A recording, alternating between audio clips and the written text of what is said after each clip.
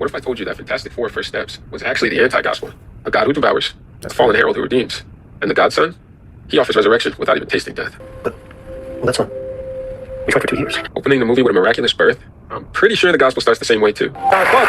Folks, we all know the story. 4 brave astronauts head up into space, encounter a bit of cosmic turbulence, and come back forever changed. So the book of Ezekiel, in chapter 1, as well as in Revelation, we see a picture of these 4 living creatures. Now, these 4 living creatures are typically creatures that hang around God and stick around his throne, right? Now, they're described to have a human face, a face of a lion, a face of an ox, and the face of an eagle.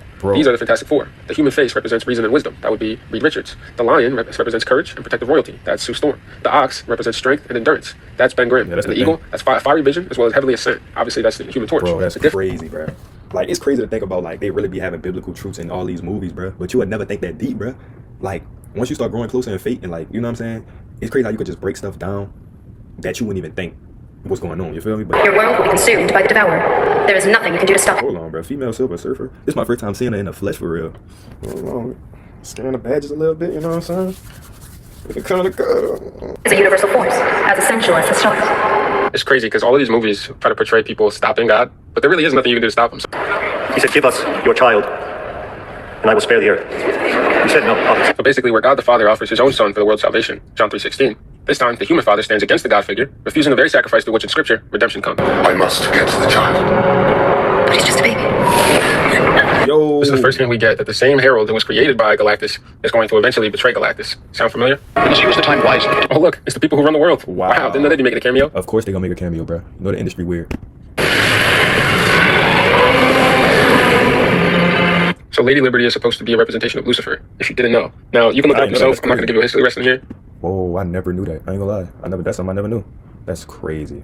No wonder why people worship the statue.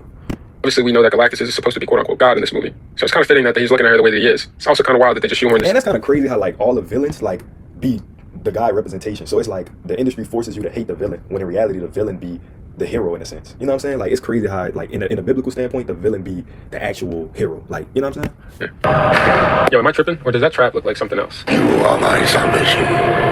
My deliverance from this vicious hunger. They always use biblical words, man. Salvation, deliverance, right in front of your face.